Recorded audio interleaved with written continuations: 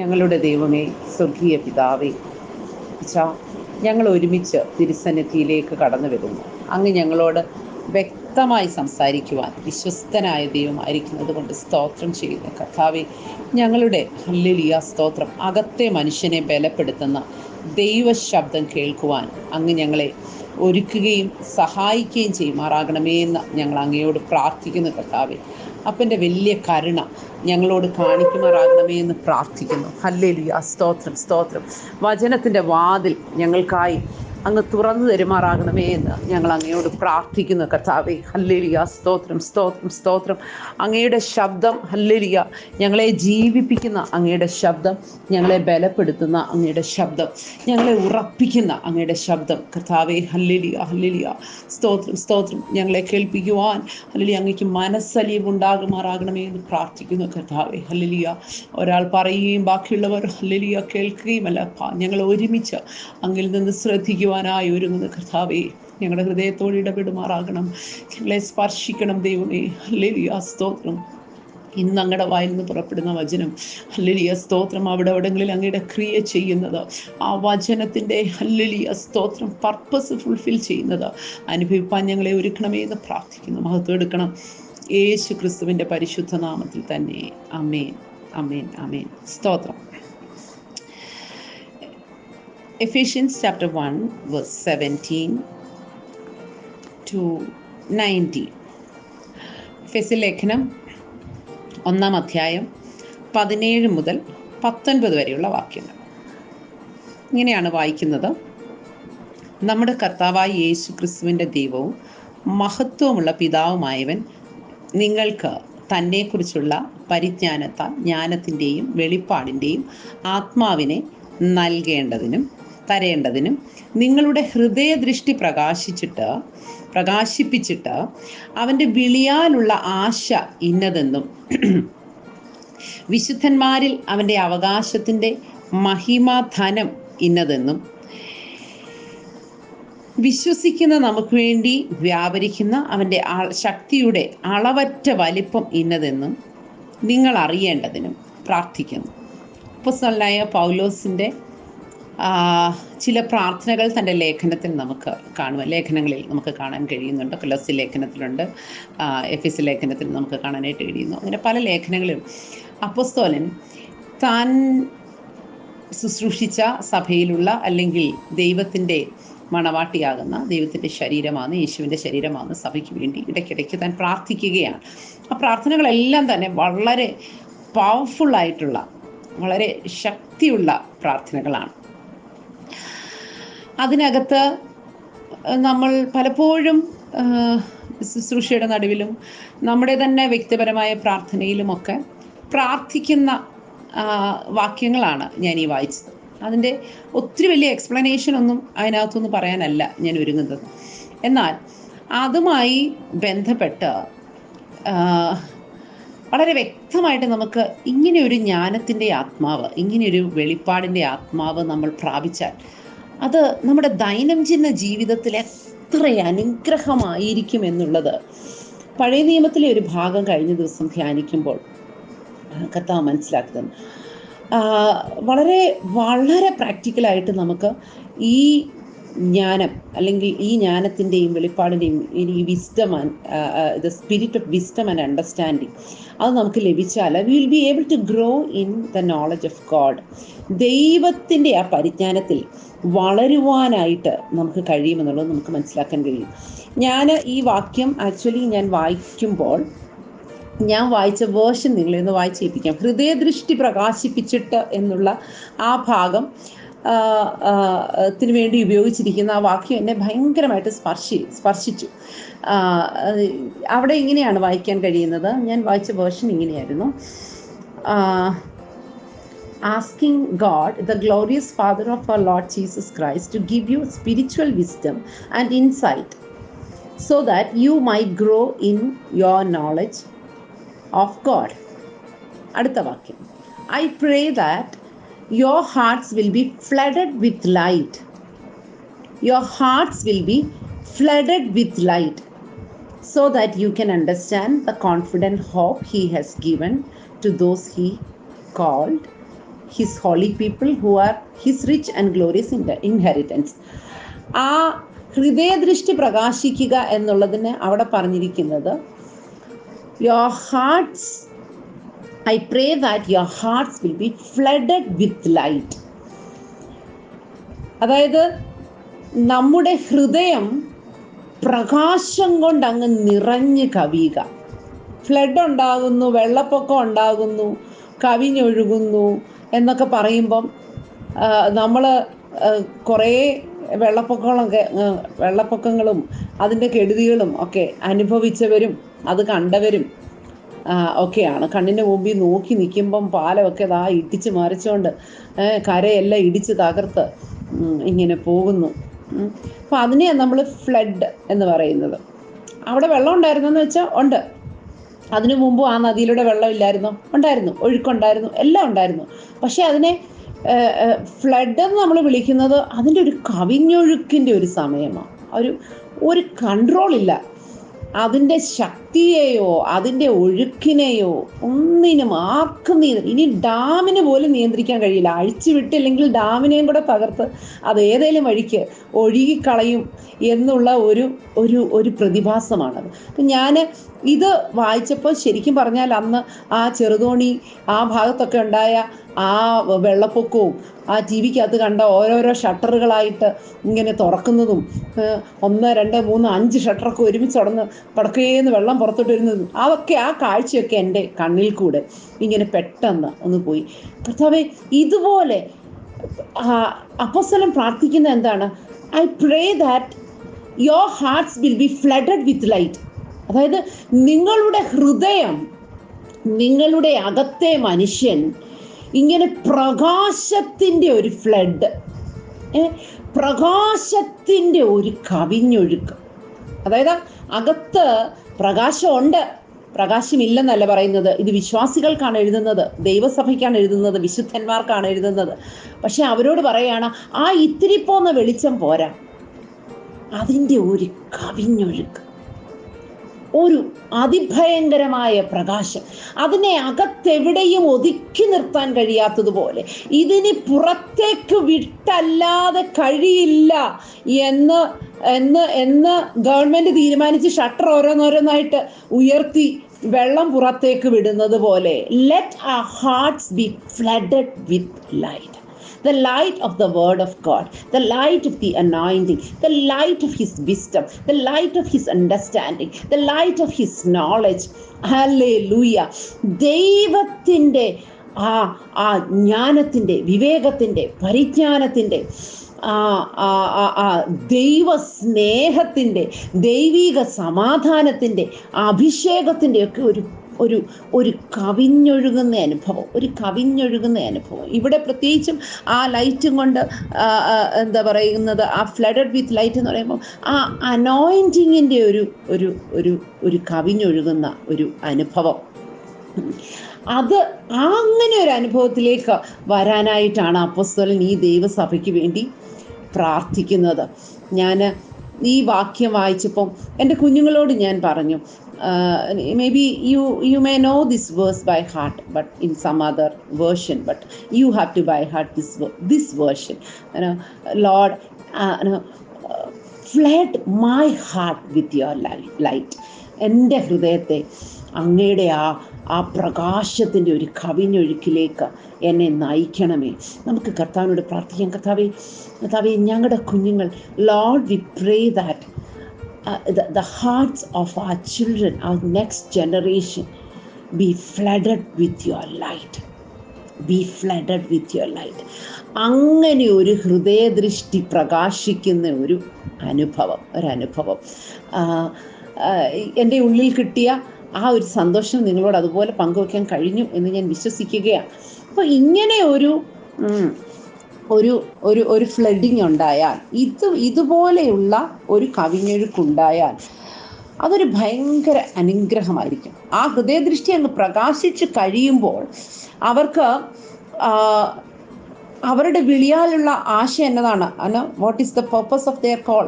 അപ്പോൾ അവർക്കങ്ങ് വ്യക്തമായിട്ട് മനസ്സിലാകണം, എന്തിനു വേണ്ടിയാണ് ദൈവം എന്നെ വിളിച്ചത്, ഇതുപോലുള്ള ഒരു വെളിച്ചം അവരുടെ ഉള്ളിലേക്ക് നിറഞ്ഞ് കവിയുമ്പോഴത്തേക്കിന് അവർക്ക് മനസ്സിലാവുകയാണ്, ഞങ്ങൾക്കുള്ള ഇൻഹെറിറ്റൻസ്, ഞങ്ങൾക്കുള്ള അവകാശം എന്താണ്, വിശ്വസിക്കുന്ന ഞങ്ങൾക്ക് വേണ്ടി വ്യാപരിക്കുന്ന അവൻ്റെ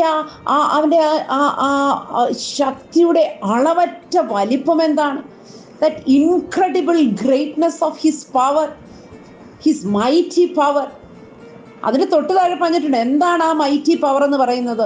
യേശു ക്രിസ്തുവിനെ മരിച്ചവരുടെ ഇടയിൽ നിന്ന് ഉയർത്തെഴുന്നേൽപ്പിച്ച ആ ശക്തിയാണ്. അവനെ ഉയർത്തെഴുന്നേൽപ്പിക്കുക മാത്രമല്ല, സ്വർഗസ്ഥലങ്ങളിൽ അവനെ ഇന്നും ഇരുത്തിയിരിക്കുന്ന ആ ശക്തിയാണ്. അപ്പോൾ ആ ഒരു ശക്തി എനിക്കും അവൈലബിൾ ആണ്, എനിക്കും ലഭ്യമാണ്. ഞാൻ വിശ്വസിച്ചാൽ എന്തൊക്കെ നടക്കും എന്നുള്ളതിൻ്റെ ഒരു കാഴ്ച അവിടെ എവിടെയെങ്കിലും ഒക്കെ മറഞ്ഞിരിക്കുവാണെങ്കിൽ ഇവരിലുള്ള ഈ ലൈറ്റ് അങ്ങ് പുറത്തേക്ക് വരുമ്പോഴത്തേക്കിനും അതെല്ലാം ഇവർക്ക് ആ വെളിച്ചത്തിൽ അങ്ങ് കാണാൻ കഴിയുന്ന ഒരു അനുഭവം ദൈവമേ, അവർക്ക് അങ്ങനെ ഒരു അനുഭവം ഉണ്ടാകട്ടെ എന്ന് ഞാൻ ആത്മാർത്ഥമായിട്ടും പ്രാർത്ഥിക്കുകയാണ്.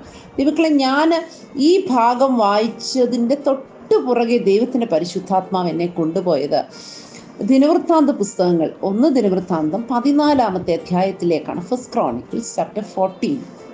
ആക്ച്വലി ഇത് സംഭവിച്ചത് തലേ ദിവസവും പിറ്റേ ദിവസമായിട്ട് കേട്ടോ. തലേ ദിവസം ദൈവം ഈ കാര്യത്തെക്കുറിച്ച് ഇങ്ങനെ സംസാരിച്ചു.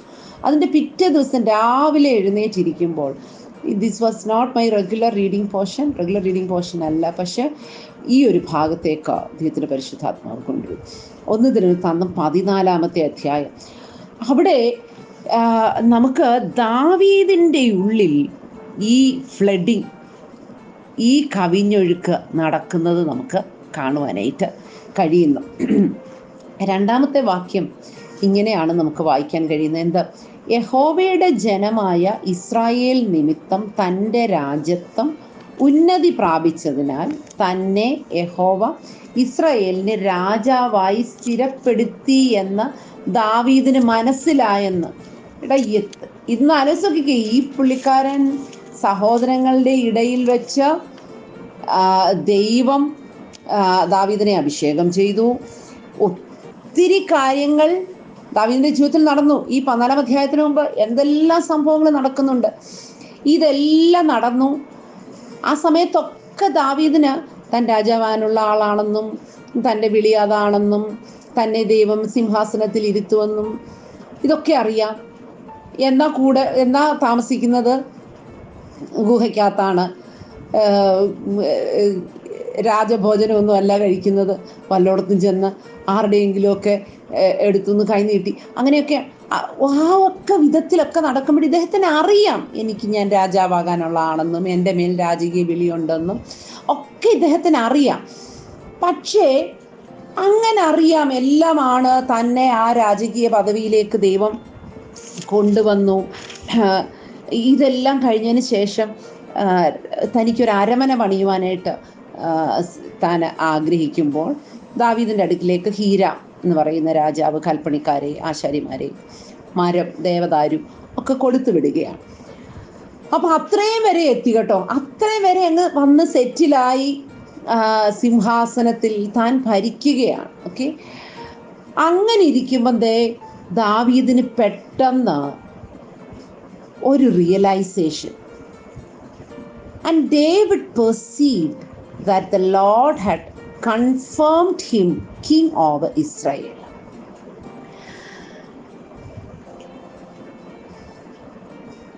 ഇവിടെ and David realized that the Lord had confirmed him as king over Israel. ഇത്രയും വർഷങ്ങളായിട്ട് തൻ്റെ വിളിയും താൻ ഇതിന് വേണ്ടിയിട്ടാണ് ഈ കാട്ടിക്കൂടെല്ലാം ഓടി നടന്നതും ഈ മരുഭൂമിക്കൂടെല്ലാം നടന്നതും ഈ ഗുഹയ്ക്കകത്തെല്ലാം പാർത്തതും ക്ഷമയോടെ കാത്തിരുന്നതും എല്ലാം ദൈവം അവനെ നടത്തി വിടുന്ന എല്ലാമായിട്ട് പോലും ഇവിടെ വന്നിരിക്കുമ്പോൾ ഈ സമയത്ത് ദാവീദിന് മനസ്സിലായെന്ന്. എന്തോ മനസ്സിലായത്? യഹോവ ഇസ്രായേലിന് രാജാവായി എന്നെ സ്ഥിരപ്പെടുത്തിയിരിക്കുന്നു. എൻ്റെ വിളിയിൽ ഒരു സ്ഥിരത വന്നിരിക്കുന്നു. കഴിഞ്ഞ കാലങ്ങളിൽ എൻ്റെ വിളിയെക്കുറിച്ച് എനിക്കറിയാമായിരുന്നു. എനിക്കറിയാം എന്നെ എന്തിനാ ദൈവം വിളിച്ചത്. എനിക്കറിയാം ദൈവം എന്ത് ശുശ്രൂഷ എന്നെ ഏൽപ്പിച്ചിരിക്കുന്നു. എൻ്റെ മേൽ എന്തെല്ലാം വാഗ്ദത്തങ്ങൾ ഉണ്ടെന്ന് എനിക്കറിയാം. എനിക്കിതെല്ലാം അറിയാം. പക്ഷേ ഈ ഒരവസ്ഥയിലേക്ക് വരുമ്പോഴത്തേക്കിനും എന്തവസ്ഥ? ആ ഫ്ലഡിങ് ഓഫ് ലൈറ്റ്, ആ ഹൃദയദൃഷ്ടി അങ്ങ് പ്രകാശിക്കുമ്പോൾ, അല്ല കുറച്ചു കാലം മുമ്പ് വരെയുള്ള അവസ്ഥയൊന്നുമല്ല, രാജത്വം സ്ഥിരമായിരിക്കുന്നു. അതെ, ഞാൻ എൻ്റെ വിളിയിലെത്തിയിരിക്കുന്നു. ഞാൻ ശരിക്കും ഇസ്രായേലിന് രാജാവാണ് എന്നുള്ള ആ ഒരു ഉറപ്പിലേക്ക് ദാവീദ് വരികയാണ്. ചിലപ്പോൾ നമ്മൾ പറയാറില്ലേ, നമ്മൾ ഒത്തിരി നാളായിട്ട് ആഗ്രഹിച്ചായിരിക്കും, പ്രാർത്ഥിച്ചതായിരിക്കും, പക്ഷെ അതങ്ങ് സംഭവിച്ചു കഴിയുമ്പം നമ്മൾ പണ്ടൊക്കെ ഇങ്ങനെ പറഞ്ഞിട്ടുണ്ട്, ഞാൻ എന്നെ തന്നെ ഒന്ന് പിച്ചി നോക്കി, ഞാൻ സ്വപ്നമാണോ കാണുന്നത് അതോ ശരിക്കും ഇതൊരു യാഥാർത്ഥ്യമാണോ എന്ന്. കാരണം ചില കാര്യങ്ങളൊക്കെ സംഭവിക്കുമ്പോൾ ശരിക്കും ഇന്നലെ വരെ ഞാൻ ഗുഹയിലായിരുന്നു, ഇന്നിപ്പം ഞാൻ ശരിക്കും കൊട്ടാരത്തിൽ തന്നെയാണോ? പക്ഷേ അവന് ഈ കാര്യം മനസ്സിലാകാനായിട്ട് അവൻ്റെ ഹൃദയദൃഷ്ടി അവന് പ്രകാശിച്ച് കിട്ടിയെന്നുണ്ട്. പക്ഷേ മറ്റൊരു കാര്യം കൂടെ എന്താണെന്നറിയാമോ? ഇസ്രയേൽ നിമിത്തം തൻ്റെ രാജ്യത്വം ഉന്നതി പ്രാപിച്ചതിനാൽ. ഓക്കെ, ഇവിടെ ഒന്ന് ശ്രദ്ധിച്ചേ. And David realized that the Lord had confirmed him as king over Israel and had greatly blessed his kingdom for the sake of his people Israel. അപ്പോൾ അവൻ ഈ കാര്യം ഉറപ്പാകാനായിട്ടുള്ള ഒന്നാമത്തെ കാര്യം, അവൻ്റെ ഹൃദയദൃഷ്ടി പ്രകാശിച്ചു കിട്ടി. അവൻ്റെ ഉള്ളിൽ തന്നെ ആ ഒരു ഉറപ്പ് കിട്ടാനായിട്ട്. 2, അവനാൽ ഭരിക്കപ്പെടുന്ന ജനം ഉന്നതി പ്രാപിക്കുന്നു. അവനാൽ ഭരിക്കപ്പെടുന്ന രാജ്യം ഉന്നതി പ്രാപിക്കുന്നു. നമ്മളുടെ കൈകളുടെ പ്രവർത്തികൾ സാധ്യമായി വരുന്നു. നമ്മളിലൂടെ നടക്കുന്ന ശുശ്രൂഷകൾ ഫലം കാണുന്നു. നമ്മുടെ സന്തതി ബലപ്പെടുന്നു. അല്ലെങ്കിൽ നമ്മെ എന്തിനാണോ ദൈവം വിളിച്ചത് അതിനകത്തൂടെ മറ്റുള്ളവർ അനുഗ്രഹിക്കപ്പെടുന്നു എന്ന് കാണുമ്പോൾ നമുക്കൊരു ഭയങ്കര ഉറപ്പ്.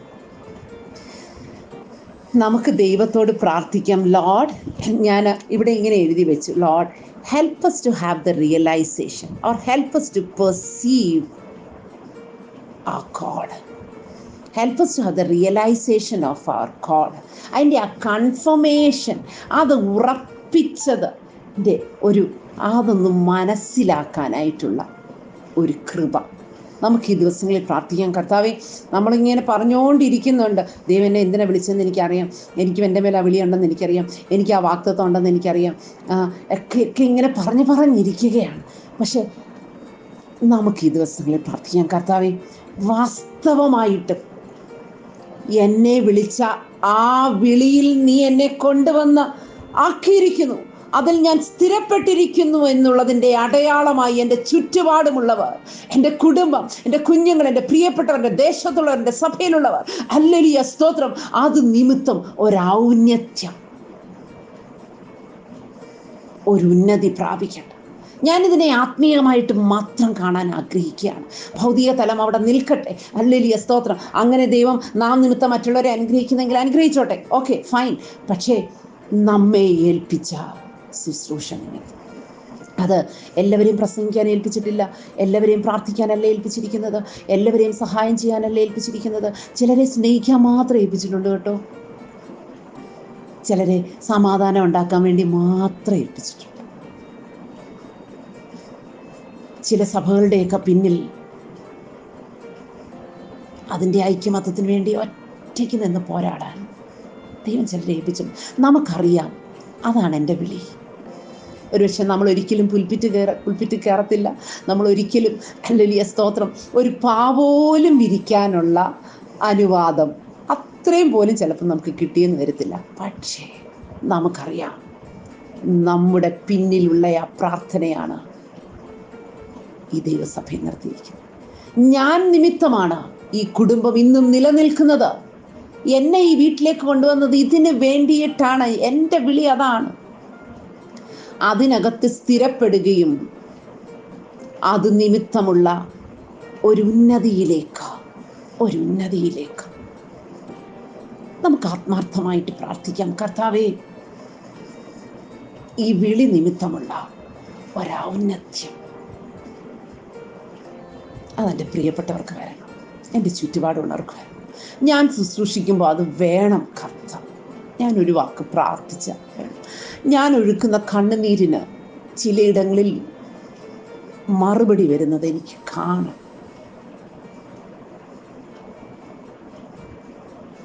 അതെൻ്റെ കുഞ്ഞുങ്ങളുടെ ജീവിതത്തിൽ കാണും, അതെൻ്റെ പ്രിയപ്പെട്ടവരുടെ ജീവിതത്തിൽ കാണും.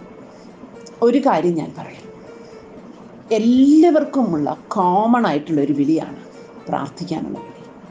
അതെല്ലാവർക്കും ഉണ്ട് കേട്ടോ. കാരണം പ്രാർത്ഥനയെന്ന് പറയുന്നത് ദൈവത്തോടുള്ള സംസാരമാണ്. ദൈവത്തോടുള്ള സംസാരമാണ് പ്രാർത്ഥന. നമ്മുടെ അപ്പനോട്, നമ്മുടെ ആത്മമണവാളനോട് പ്രാർത്ഥിക്കാനുള്ള വിളി നമുക്കുണ്ട്. അതിനു വേണ്ടി ഒരു സ്പെഷ്യൽ കോൾ ഇല്ല, എല്ലാവർക്കുമുണ്ട്.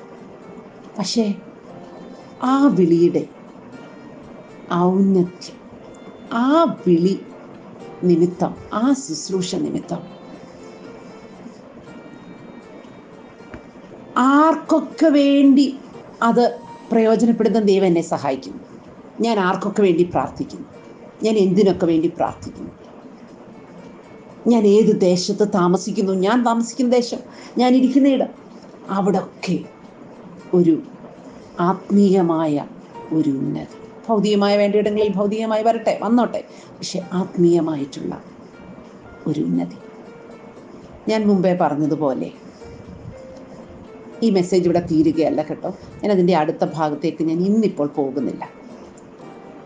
ഞാൻ പറയട്ടെ, നാം മുമ്പേ കേട്ടതുപോലെ, if our hearts are flooded with light, we cannot contain it.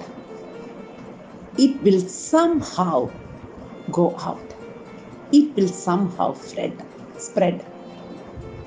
നമ്മുടെ വെള്ളത്തെ പോലെ പോലുമല്ല കേട്ടോ വെളിച്ചം. വെള്ളത്തെ പിന്നെ നമുക്കൊരു ഡാമിന് വെളിച്ചം എന്ന് പറഞ്ഞാൽ ഒരു ചെറിയ ഒരു സൂചിയുടെ അഗ്രത്തിൻ്റെ സ്പേസ് കിട്ടിയാൽ ഇത് അരിച്ചു പുറത്തോട്ട്. അപ്പം നമ്മുടെ അകം ഇതുപോലെ വെളിച്ചം കൊണ്ടൊന്ന് നിറഞ്ഞാൽ can we keep quiet? നമുക്ക് അടങ്ങിയിരിക്കാൻ കഴിയും.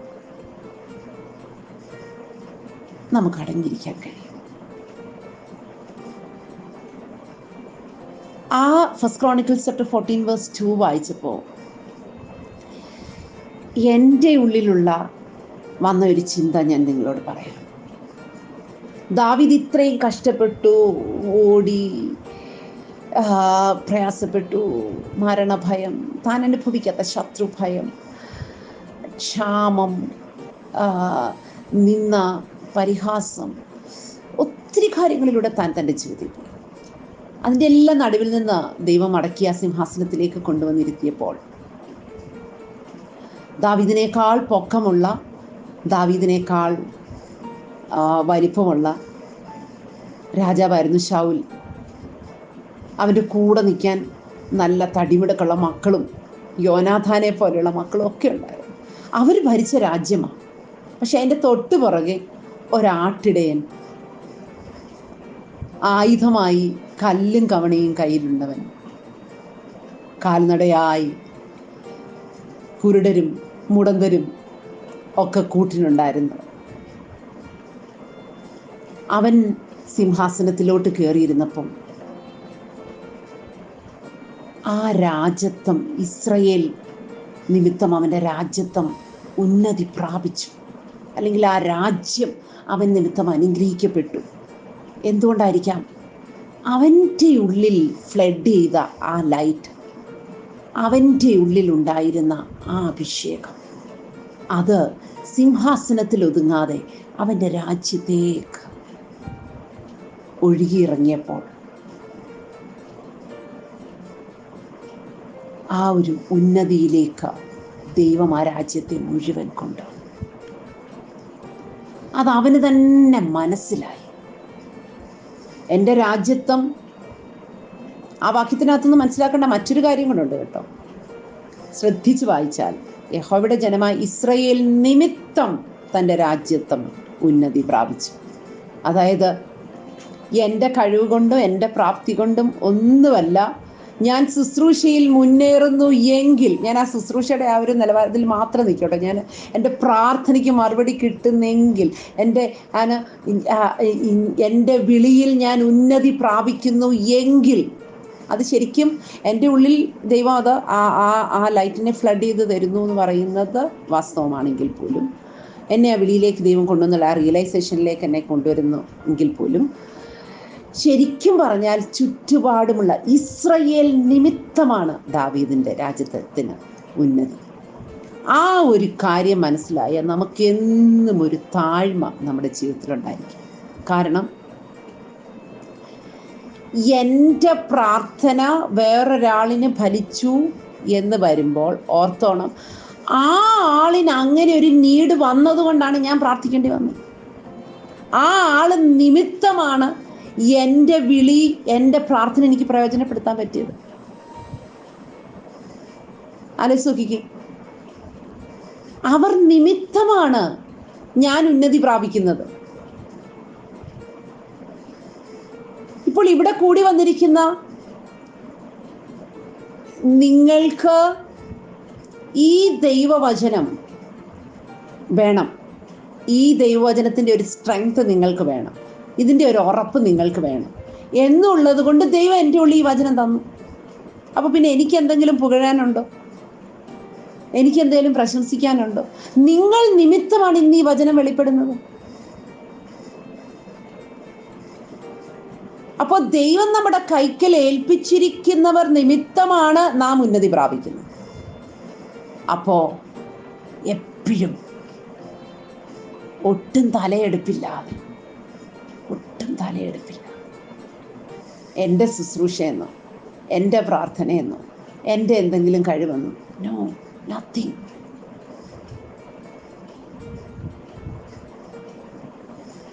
അങ്ങനെ ഒരു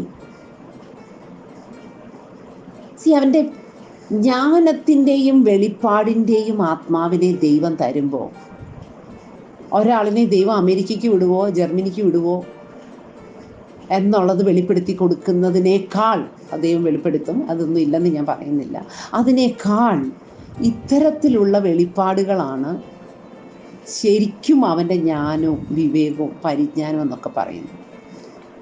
ഞാൻ ആരാണ്? എൻ്റെ വിളി എന്താണ്? എൻ്റെ വിളിയിൽ ഞാൻ ഔന്നത്യം പ്രാപിക്കുന്നതിൻ്റെ കാരണം, റീസൺസ് ആരൊക്കെയാണ്?